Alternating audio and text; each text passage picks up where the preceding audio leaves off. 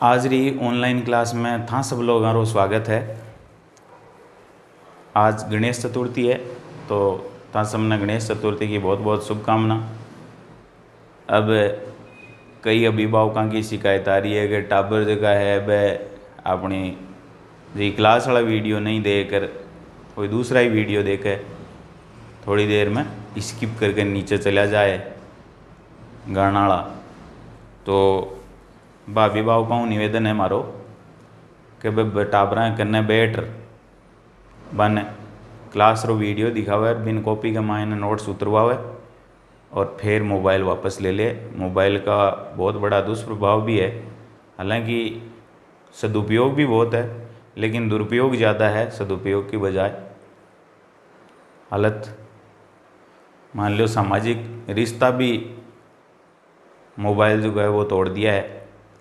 मैं मारी बता दूँ, मैं एक रिश्तेदार ने मैसेज करो कि कहीं थे ऑफिस पहुँच गए तो मेरे कन 3 दिन तक कोई जवाब, अभी तक कोई जवाब होने आया भी को, जबकि वो रिश्तेदार 3 दिन से आपकी फेसबुक के ऊपर आपकी एक फ़ोटो अपलोड कर और बीका लाइक कर बीका जगह कमेंट आवे बांगा उत्तर देबा में लाग रहा है और भी कमेंट का उत्तर के मायने मारे भी थैंक्स पाती आयो, जबकि व्हाट्सएप वालों जो मैसेज में पर्सनली करो भी को हाल तक कोई जवाब को नहीं आए।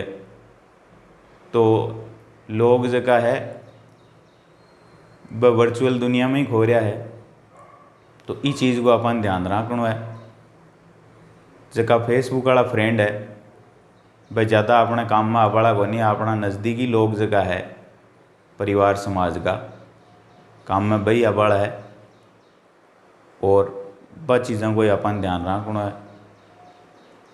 तो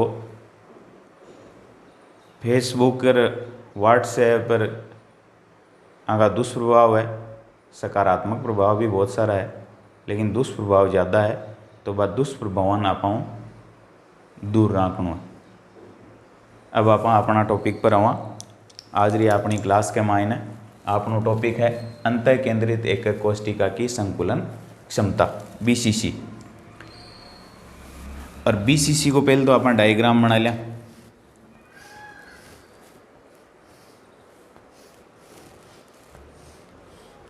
लो वो तो लो डायग्राम बीसीसी को इक मायने अवयवीकरण अपना हुआ है वो तो वो ई कॉर्नर को एक वह सेंटर के बीचों बीच और एक वो ई कॉर्नर को।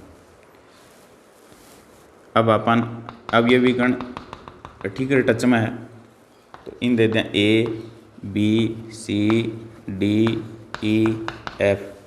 और भी ज़रूरत पड़ी सी तो अपन और ले लीजिए। एक अपन ज़रूरत पड़ी सी तो इको तो अपन बी दे दें, इसने दे दें स्मॉल सी। अब मान लियो माना कि एकक कोष्टिका के यूनिट सेल किनारे की लंबाई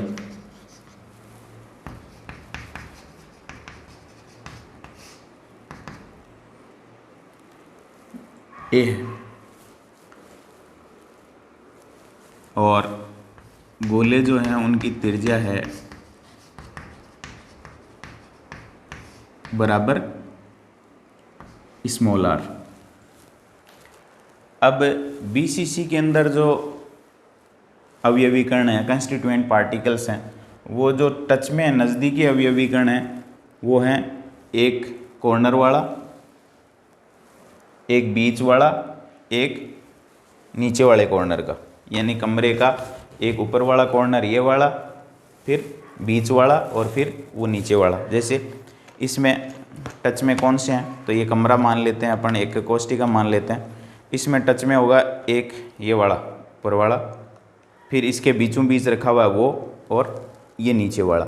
या आप कोई सा ही ले सकते हो, ये ऊपर वाला, बीच वाला और इधर ये नीचे वाला ये ले सकते हैं। तो ये एक घन है।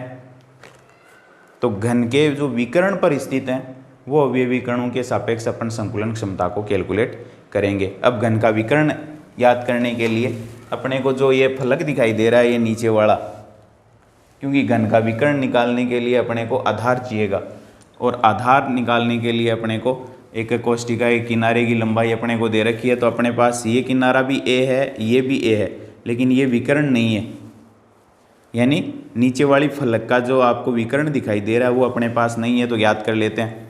तो पाइथागोरस प्रमेय है अपनी कर्ण स्क्वायर त्रिभुज DCB से कर्ण स्क्वायर बराबर आधार स्क्वायर प्लस लंब स्क्वायर, ये होता है। अब अपने पास कर्ण है DB का स्क्वायर बराबर B बराबर आधार है अपना कौन सा DC का स्क्वायर प्लस लंब है अपना BC का स्क्वायर। B आ जाएगा, यानी DB का स्क्वायर बराबर B बराबर DC अपनी A है तो A का स्क्वायर, BC भी अपनी A है यानी लंबाई भी A है और चौड़ाई भी A है, तो ये भी A स्क्वायर हो जाएगा।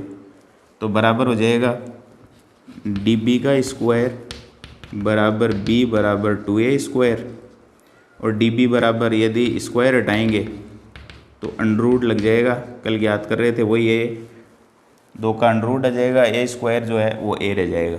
तो DB बराबर B बराबर अंडरूट 2A आ जाएगा। फिर अपन यदि आधार आ गया अपना, क्योंकि घन का आधार जो है वो अपना ये नीचे वाला कॉर्नर से वो नीचे वाला कॉर्नर है, ये चाहिए अपने को, ये निकाल लिया है अपन ने। तो अब अपने को विकर्ण भी मिल जाएगा, यानी ऊपर से नीचे वाला कॉर्नर विकर्ण, उसके लिए आधार चाहिए था, आधार अपन ने ज्ञात कर लिया है। अब देखो ये विकर्ण निकालना है DA, यानी घन में सबसे लंबी छड़ जो है वो कहाँ रखी जा सकती है, वो विकर्ण तय रखी जा सकती है, यानी एक ऊपर वाला कॉर्नर एक नीचे वाला कॉर्नर कमरे के अंदर रख के देख सकते हो आप। अपने को वो ज्ञात करने के लिए क्या क्या चाहिए, तो वो ज्ञात करने के लिए अपने को त्रिभुज DBA,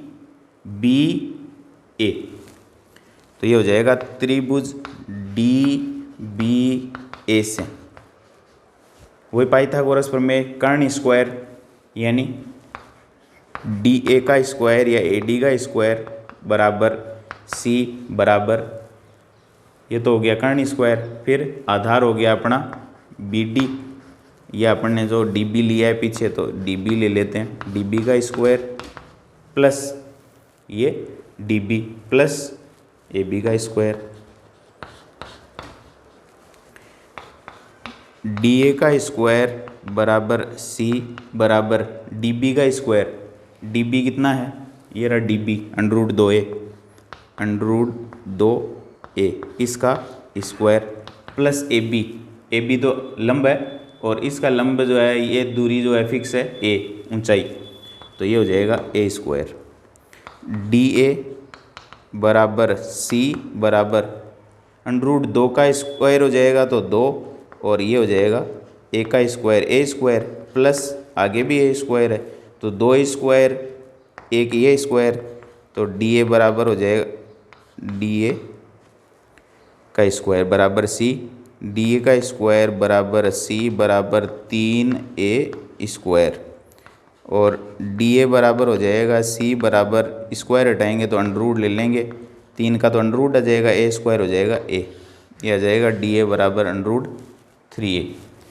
अब 3 गोले रखे हुए हैं यहाँ इसमें, इसकी तो त्रिज्या R शामिल है, इसकी पूरा त्रिज्या का दुगुना यानी व्यास शामिल है, व्यास में R ये है, R ये, इधर वाली त्रिज्या R है, इधर वाली ये इतनी R और ये R, तो ये हो जाएगी 2R, और इस गोले का आधा भाग इधर चला गया, त्रिज्या ही शामिल है तो ये R, तो R 2R plus R is equal to 4R, तो ये हो जाएगा अंडरूट 3A बराबर 4R, और A इज इक्वल टू हो जाएगा 4R बटे अंडरूट 3। अब एक कोष्ठिका का आयतन, एक कोष्ठिका का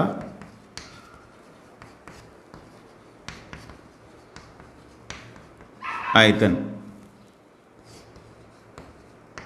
ए क्यूब बराबर 4r बटे √3 का क्यूब हो जाएगा, क्योंकि a बराबर यदि 4r बटे √3 है तो a क्यूब बराबर हो जाएगा 4r बटे √3 का क्यूब। तो बराबर आ जाएगा a क्यूब बराबर हो जाएगा 4r, 4 × 4 × 4 64 r क्यूब बटा √3 भी 3 बार तो √3 √3 √3 तो √3 × √3 बराबर तो हो जाएगा 3 और एक √3 शेष रह जाएगा, तो वैल्यू आ जाएगी 64 r क्यूब बटा 3√3। ये अपना a क्यूब आ गया है। अब अपन आगे बढ़ते हैं।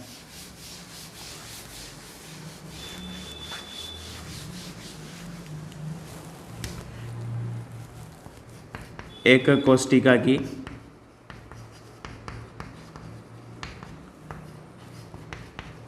संकुलन क्षमता,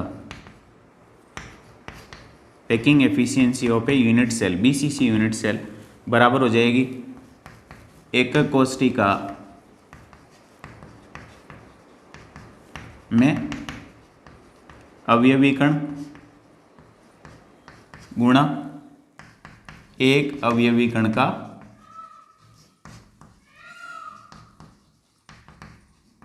आयतन, एक अवयवी कण का आयतन, एक अवयवी कण का आयतन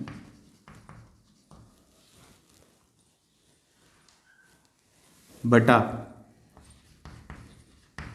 एक कोष्टिका का कुल आयतन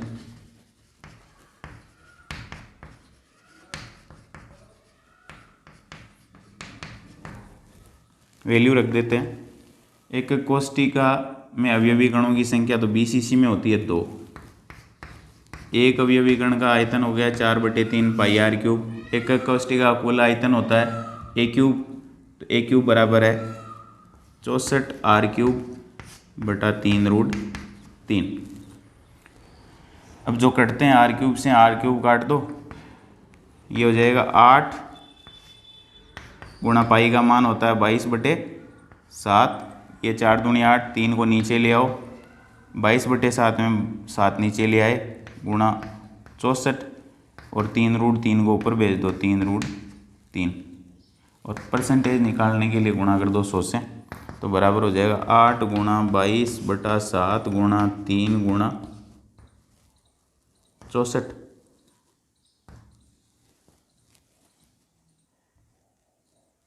गुणा 3√3 और इंटू 100। इसकी वैल्यू आती है 68%। तो ये हो जाएगी अपनी BCC यानी बॉडी सेंटर्ड यूनिट सेल की संकुलन क्षमता। धन्यवाद।